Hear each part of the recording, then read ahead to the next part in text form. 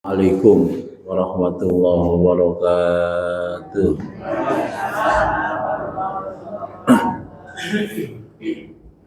Innal hamdalillah nahmaduhu wa nasta'inuhu wa nastaghfiruh wa na'udzu billahi min syururi anfusina min sayyiati a'malina may yahdihillahu fala mudilla lahu wa may yudlil fala hadiya lahu asyhadu an la ilaha illallah asyhadu anna muhammadan abduhu wa rasuluhu la nabiyya ba'dah. Allahumma sholli wa sallim wa barik ala sayyidina Muhammadin wa ala alihi wa ashabihi wa mawalah wa la hawla wa la quwwata illa billah. Amma ba'du, faqad qala Allah ta'ala ya ayyuhalladzina amanu taqullaha wa tanzur nafsum ma qaddamat lighad wattaqullaha al-ayah. Qala Rasulullah sallallahu alaihi wasallam man salaka tariqan yaltamisu bihi ilman sahalallahu lahu tariqan ilal jannah. Yang sama-sama kita hormati Ketua PCM Harapan Jaya serta para pengurusnya, para jamaah ibu-ibu yang dirahmati Allah Subhanahu wa taala. Alhamdulillah pada pagi hari ini Allah pertemukan kita kembali tamaniyat silaturahim dua thalabul ilmi. Mudah-mudahan kehadiran kita pada pagi hari ini menjadi simpanan amal soleh, amal ibadah kita menghadap Allah Subhanahu wa taala. Amin. Selawat dan salam kita tujukan Nabi kita Muhammad SAW, al-hadi minaz zulumati ilan nur. Bapak ibu yang dirahmati Allah, suara saya ini agak masalah ya, batuk gatal-gatal, lagi enak badan ya. Mudah-mudahan apa yang saya sampaikan bermanfaat bagi ibu-ibu sekalian. Seingat saya pada pertemuan beberapa bulan lalu masih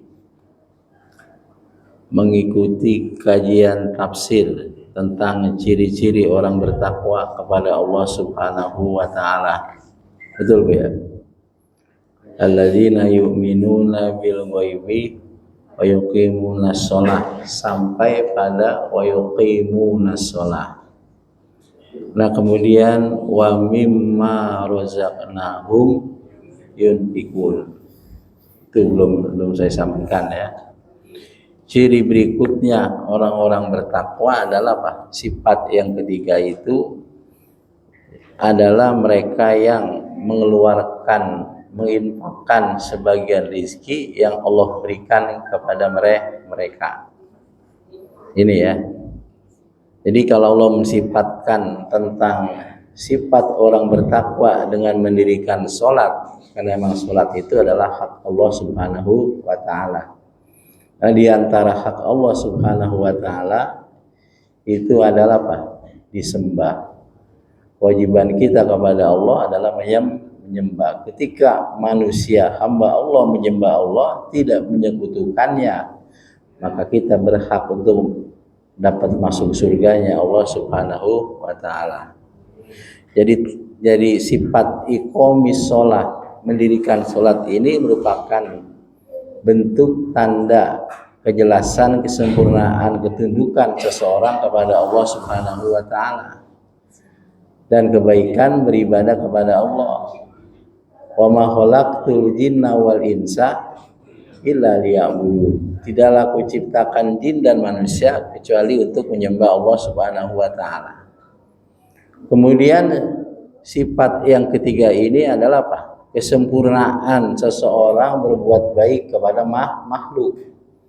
Itu dengan cara menginfakkan sebagian rizki yang Allah berikan kepada mereka.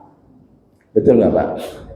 Makanya ketika kita sholat menghadap Allah Subhanahu wa ta'ala, selesai melaksanakan sholat, kemudian kita memberi salam ke kanan, memberi salam ke kiri. Ya Allah, selesai aku menghadapmu, maka sekarang aku ingin berbuat baik kepada sesama manusia. Itu dalam bentuk apa? Memberikan rizki, sebagian rizki kepada makhluk-makhluk Allah Subhanahu wa Ta'ala. Ini Bapak sekalian, Ibu-ibu, para ulama ikhtilaf, para ulama beda pendapat tentang yang dimaksud dengan yunfikun bin nafaqah. Wastalafal ulama fil muradi bin nafaqah hahuna. Ada yang mengatakan bimana az-zakah, zakat. Ini pendapat Ibnu Abbas berpendapat bahwa yunfikun ini adalah zakat, sebuah kewajiban. Itu harta, mengeluarkan sebagian harta kepada orang-orang yang sudah ditentukan dengan kadar-kadar yang sudah ditentukan dalam syariat. Itu zakat ya. Ibnu Abbas, Bapak Ibu sekalian, berpendapat bahwa ini dimaksud adalah zakat karena ini disertai dengan sholat. Betul nggak? Ayat wa mimma razaqnahum yunfikun ini adalah mengiri tentang sholat. Sholat fardu, sholat itu wajib, kemudian diiringi dengan kewajiban yang sama, yaitu zakat. Baik zakat mal maupun zakat fitrah dan sebagainya. Tetapi ada pendapat Bapak Ibu sekalian, yang dimaksud dengan wa mimma razaqnahum yunfikun itu adalah apa? Nafkah seseorang. Nafkah seorang suami kepada keluarganya. Infak seorang suami kepada istri dan anak-anaknya. Ada sebuah hadis Bapak sekalian diriwayatkan oleh Imam Muslim, itu dari sahabat Abi Hurairah, an Abi Hurairah qala Rasulullah sallallahu alaihi wasallam, dinarun anfaqtahu, 1 dinar yang kau infakkan fi sabilillah, wa dinarun anfaqtahu fi raqabatin, 1 dinar yang kau infakkan kepada budakmu, wa dinarun tasaddaqtu bihi ala miskinin, 1 dinar engkau sedekahkan kepada orang miskin, wa dinarun anfaqtahu ala ahlika, 1 dinar yang kau infakkan kepada keluargamu itu a'zamuha ajran, pahalanya itu paling besar, allazi anfaqtahu ala ahlika, yaitu pahalanya paling besar yang kau infakkan kepada keluargamu. Jadi Bapak sekalian, jangan sayang-sayang, jangan pelit-pelit untuk memberikan nafkah kepada apa? Kepada keluarga, kepada anak. Itu pahalanya luar biasa. Itu melebihi pahalanya apa? Menginfakkan harta di jalan Allah, menginfakkan untuk pada budak, menginfakkan kepada orang-orang miskin. Ini luar biasa. Bahkan dalam hadis Bukhari Muslim, Rasulullah SAW bersabda, setiap suap demi suap yang kau berikan kepada anak dan keluargamu, maka itu menjadi sedekah. Jadi pahala Bapak sekalian ini luar biasa. Menginfakkan sebagian harta kepada apa? Anak dan keluarga. Dan ini menjadi tanggung jawab. Satu pendapat Ibnu Abbas mengatakan bahwa yang dikatakan wa mimma razaqnahum yunfikun adalah apa? Zakat. Karena apa? Karena wa mimma razaqnahum yunfikun ini mengiringi tentang kewajiban sholat. Betul. Kemudian pendapat Ibnu Mas'ud ya mengatakan bahwa sesungguhnya yang dimaksud dengan wa mimma razaqnahum yunfikun adalah apa? Menginfakkan, memberikan harta kepada apa? Istri dan anak-anak kita. Lalu bagaimana Bapak sekalian? Di antara semua pendapat-pendapat tadi itu mewakili ya. Secara umum pendapat-pendapat itu benar ya, bahwa yang dimaksud dengan wa mimma razaqnahu yunfikun masuk di dalamnya zakat, masuk di dalamnya infak. Maka Bapak sekalian, itu ada perbedaan, Pak. Ada perbedaan antara zakat sodako dengan infak. Kalau zakat apa? Zakat itu adalah memberikan sebagian harta kepada orang-orang yang sudah ditentukan, mustahik. Betul. Dengan kadar yang ditentukan. Itu zakat. bahasa istilah agamanya tamliku juz'i malin mahsusin min malin mahsusin lisahsin mahsusin ayyanahu syari'u liwajhillahi ta'ala, memberikan sebagian harta tertentu dari harta tertentu kepada orang tertentu mustahik yang sudah ditentukan oleh agama karena Allah Subhanahu wa ta'ala. Itu zakat. Halo, zakat. Jadi zakat ini wajib Bapak sekalian.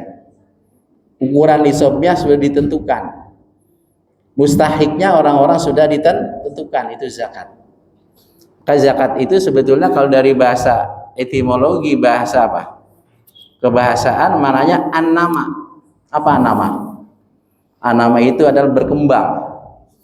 An-nama itu ada tumbuh. Nah ini zakat bimana an-nama, bimana al-barokah, at-toharoh, bimana as-sholah, kebersamaan. Secara bahasa ya. Kenapa zakat dinamakan al-barokah? Karena dengan mengeluarkan zakat, harta yang kita keluarkan itu menjadi keberkahan buat orang yang memberikan zakat, muzaki itu.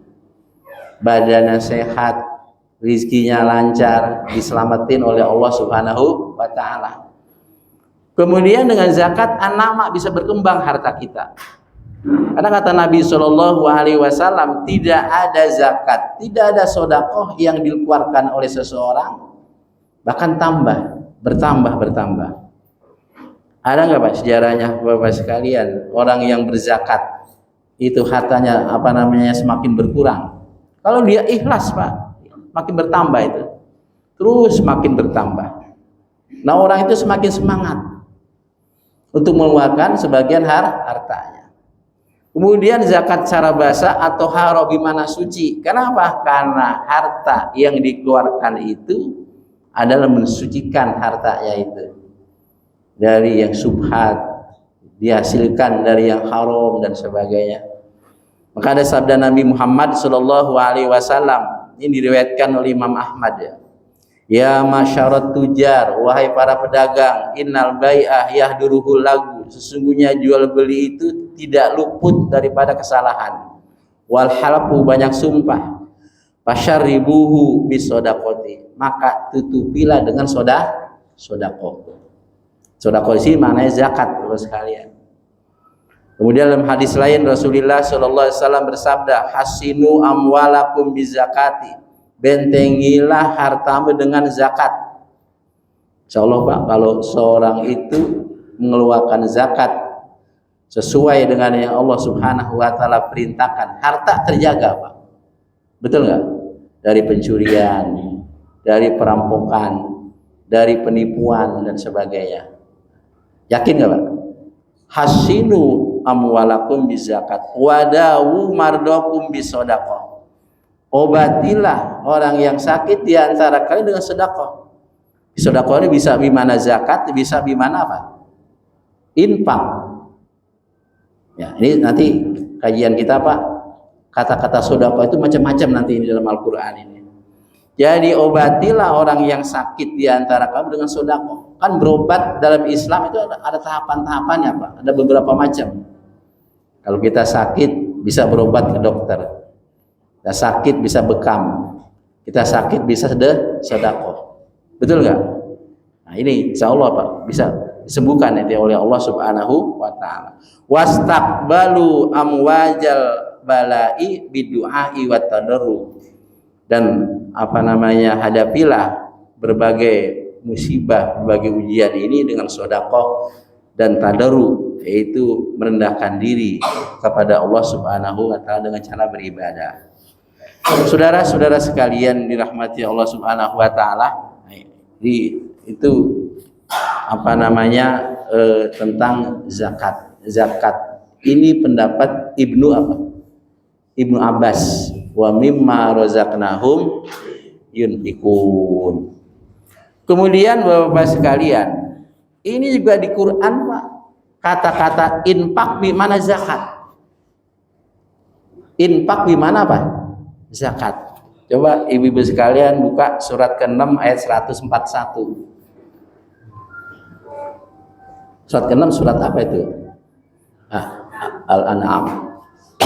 Allah Subhanahu wa taala berfirman, a'udzubillahi minasyaitonir rajim. Bismillahirrahmanirrahim.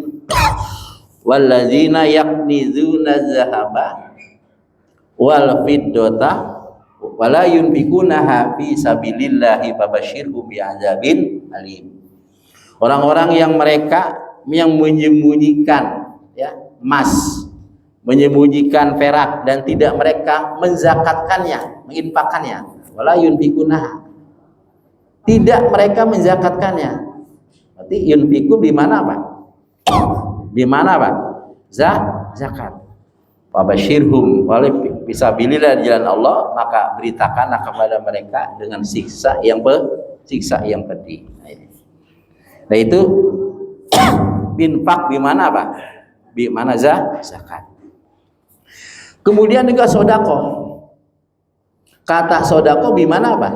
Zakat. Coba buka surat 9 ayat 60. Itu tentang mustahik zakat. Innamas shadaqatu lil fuqara'i wal masakin wal amilina 'alaiha wal mu'allafati dan seterusnya. Sesungguhnya zakat itu mustahiknya buat siapa? Buat orang-orang miskin, buat orang-orang fakir, buat orang-orang miskin, buat amil, buat fisabilillah, buat orang yang utang, buat orang yang memerdekakan budak dan seterusnya. Itu sedekah di mana Pak? Zakat. Innamas shadaqatu lil fuqara'i wal masakin dan seterusnya. Kemudian juga ada ayat At-Taubah 103, khuz min amwalihim shadaqatan tutahhiruhum wa tuzakihim biha wa sholli alaihim inna sholataka sakanul lahum.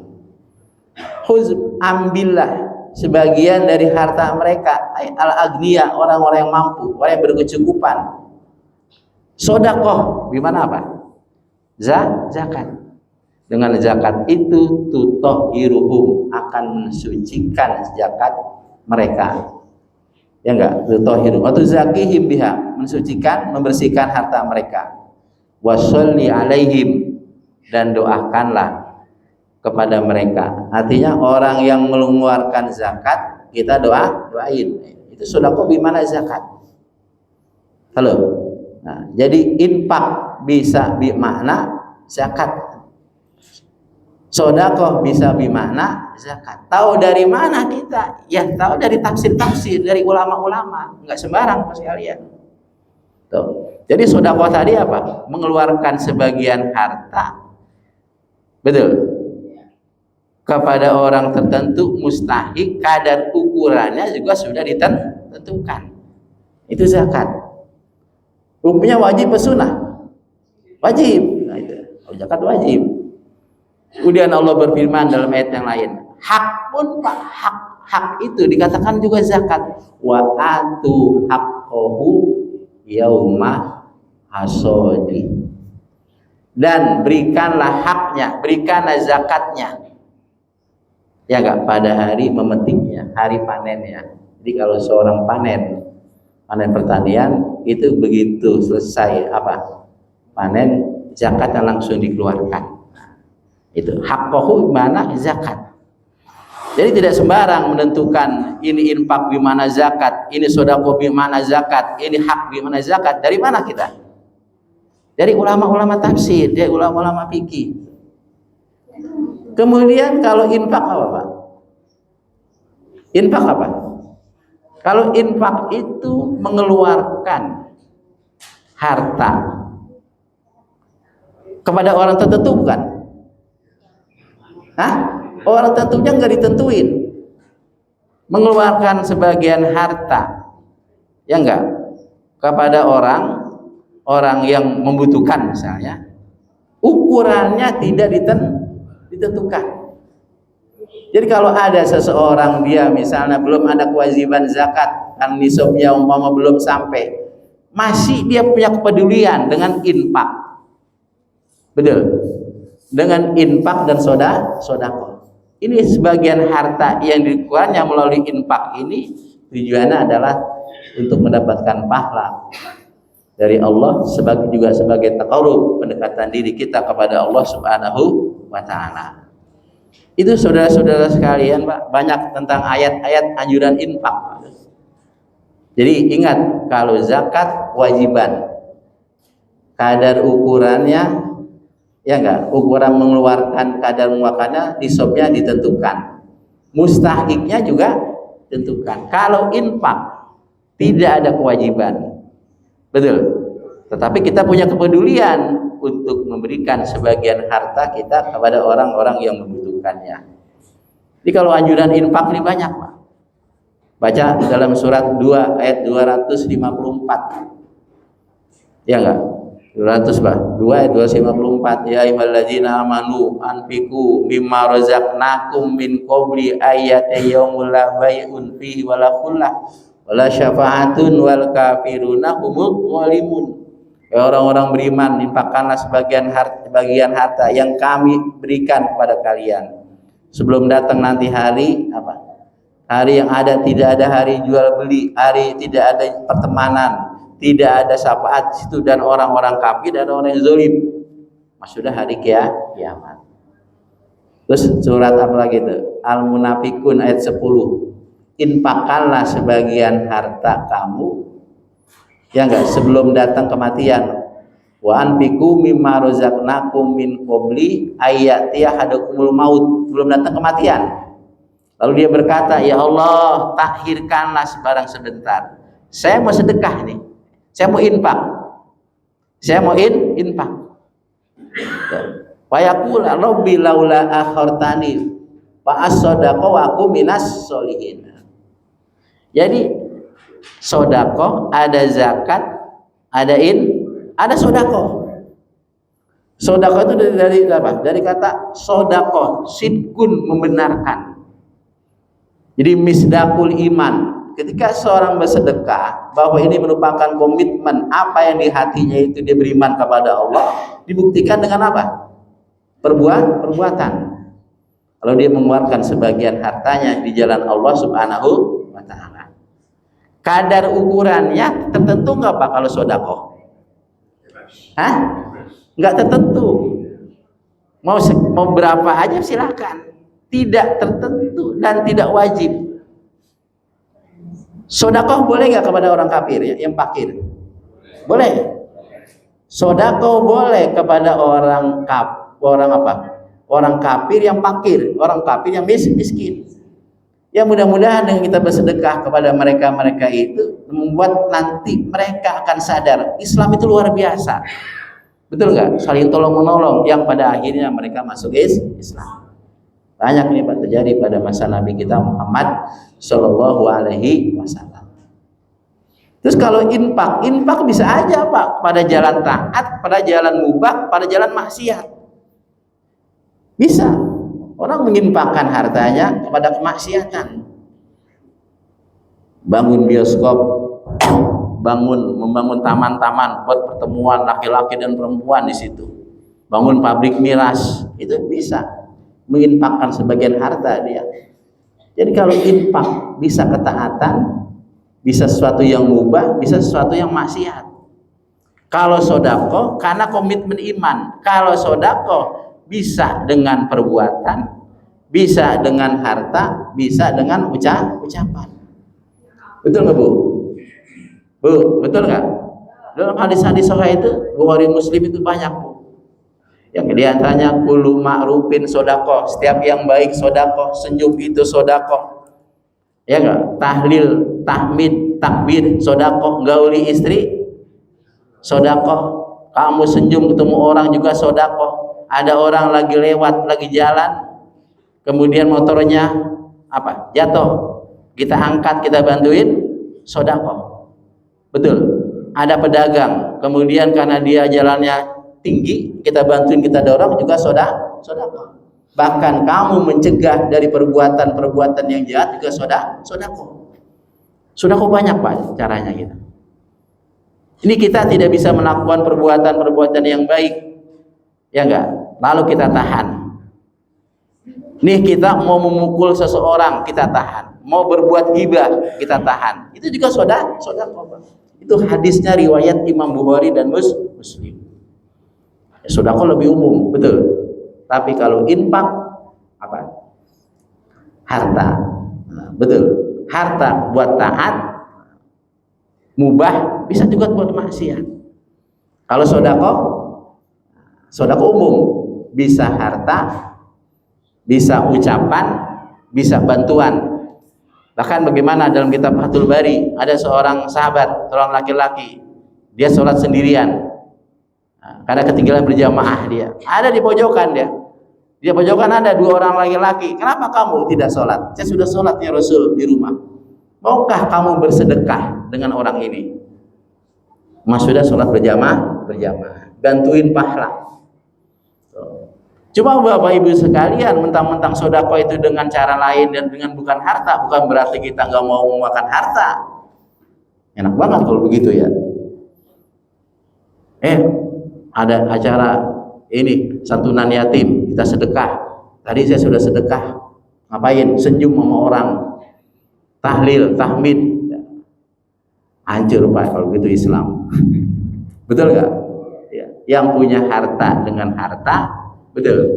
Yang tidak punya harta dengan cara menolong membantu orang lain dengan tenaga atau dengan ilmu atau dengan doa. Sekaligus juga yang punya harta membantu orang lain dengan tenaga, dengan ucapan yang baik. Jelas di sini Pak. Bedanya zakat, bedanya apa? Infak, bedanya sedekah. Cuma memang sedekah sama infak beda-beda tipis sebetulnya. Beda-beda apa? Beda-beda tipis. Sedekah juga karena Allah Subhanahu wa taala, infak juga karena Allah Subhanahu wa taala. Dan kadar ukurannya tidak ditentukan. Ini Bapak sekalian. Jadi kalau kita umpama belum punya harta, belum nisab, belum ada kewajiban, maka ada cara lain kita untuk mensisihkan sebagian rezeki kita, yaitu dengan cara infak juga sedekah. Wa mimma razaqnahum yunfikun, dan sebagian dari harta yang kami berikan, kata Allah, yunfikun, itu mereka menginfakkan. Ini ada analisis tafsir sekalian. Allah menggunakan wa mimma razaqnahum, sebagian apa yang kami berikan. Kami, di Allah menggunakan kata kami di sini. Artinya apa? Keterlibatan adanya rezeki itu harus ada usaha manusia. Betul nggak? Ketika Allah menyebutkan kata kami, kalau ingin mendapatkan rezeki ada keterlibatan manusia di dalamnya. Dan cara usaha, ya, dengan skill masing-masing. Dan rezeki yang kita dapat itu juga bantuan dari orang lain. Allah letakkan rezeki kita melalui orang lain. Betul nggak Pak? Tapi hakikatnya dari siapa? Dari Allah. Hakikat rezeki dari Allah. Kadang Allah taruh tuh rezeki kita melalui orang lain. Karena dalam hadis Nabi kita Muhammad sallallahu alaihi wasallam, Rasul bersabda, "Innama tunsuruna wa turzaquna bidu'afaikum." Sesungguhnya kalian itu ditolong, kalian itu dibantu dengan melalui apa? Orang-orang yang lemah di antara kamu. Betul nggak Pak? Kita warung, kita toko, kalau nggak ada pembeli, toko kita bagaimana kira-kira? Bangkrut. Perusahaan kalau nggak ada karyawannya, bangkrut. Seorang ustadz, seorang guru disebut ustadz karena ada jamaahnya, betul? Ya. Kalau misalnya ustadz nggak ada jamaahnya, disebut ustadz nggak? Disebut guru nggak? Ya. Coba-coba saya di sini sendirian ngomong. Jadi kata orang gila saya. Ya nggak? Saya disebut di sini kebetulan guru, kebetulan ustadz karena ada jamaahnya. Betul nggak? Makanya itu kita saling bersyukur. Saling bersyukur. Inna ashkaron nasi lillahi ta'ala ashkaruhum linnas. Sesungguhnya orang yang paling bersyukur kepada Allah, mereka juga yang paling bersyukur kepada manusia. Saling kait mengait kita ini hidup. Jadi hablum minallah, ada hablum minannas. Bapak Ibu sekalian berbahagia. Kemudian ayat berikutnya, setelah wa mimma razaqnahum yunfikun, apa? Kemudian ciri yang keempat daripada orang-orang bertakwa, walladzina yu'minuna bima unzila ilaika wa ma unzila min qablika wa bil akhirati hum yuqinun. Ini sifat yang keempat daripada sifat-sifat apa? Orang-orang bertakwa. Ay waladzina min sifatihim annahum yusaddiquna billazi unzila ilaika wa wal qur'anul karim. Dan daripada sifat-sifat orang bertakwa, mereka membenarkan terhadap apa yang diturunkan pada Nabi kita Muhammad sallallahu alaihi wasallam. Wa huwal qur'anul karim, itu Quran apa? Yang mulia. Wa ya'maluna bima bihi, dan mereka mengamalkan isi kandungan Al-Qur'an. Ya. Jadi membenarkan itu bukan sekedar hanya percaya. Oh ya, Quran itu dari Allah, turunkan Nabi Muhammad Shallallahu Alaihi Wasallam. Tapi kalau tidak dia mengamalkan, itu belum membenarkan, Pak. Seseorang bisa dikatakan membenarkan kalau dia mengamalkan apa? Al-Quran. Emang kan kelompok manusia itu, Pak, menerima Al-Quran ada 3 golongan, Pak, ya. Betul. Kelompok umat Nabi Muhammad menerima Al-Quran ada 3 golongan. Summa awrasnal kitab alladzina safainahu min ibadina wa minhum zalimun li nafsi wa minhum muqtasid wa minhum sabiqun bil khairati bi iznillah. Zalika huwal fadlul kabir. Kemudian kami wariskan ya Al-Qur'an kepada umat Nabi Muhammad sallallahu alaihi wasallam. Di antara mereka ada yang zalim, di antara mereka ada yang beragama cara pas-pasan, di antara mereka juga ada yang mengamalkan Al-Quran. Itu sangat respect sekali ya. Cepat ya, ketika mengamalkan isi kandungan Al-Quran ya. Kemudian Allah di sini, Pak, memulainya dengan kata-kata apa? Bima unzila ilaika, terhadap apa yang diturunkan kepada Nabi Muhammad. Jadi diduluin ini penyebutan Al-Quran, diduluin. Kenapa, Pak? Karena pertama, Al-Quran itu adalah paling afdol, paling utama kitab-kitab yang diturunkan kepada utusan-utusan Allah Subhanahu wa Ta'ala. Kemudian juga Al-Quran itu mengamandemen kitab-kitab terdahulu. Al-Quran juga apa namanya, dia ini membenarkan kitab-kitab terdahulu. Makanya Allah duluin. Misalnya kalau seseorang sambutan itu kan, Pak, orang-orang yang orang-orang yang utama itu diluin ya, yang kami hormati, begitu kan ya. Cuma kadang-kadang kita ini salah. Kalau misalnya turut mengundang wali kota diduluin, lurah diduluin, ya giliran orang tuanya di tengah-tengah, giliran gurunya ada di apa? Ada di tengah, ada di bawah bahkan. Salah Bapak sekalian. Mestinya apa? Wali kota, lurah, gubernur, bawah adanya. Jadi mereka urusan dunia. Orang tua kita duluin, kemudian guru-guru kita. Sama dengan ini, Pak. Allah pun mendahulukan malaikat Jibril apa? Pertama, karena apa? Karena malaikat Jibril itu adalah pemimpin para malaikat yang paling mulia. Dari sekian malaikat yang tidak diketahui jumlahnya, yang paling mulia apa?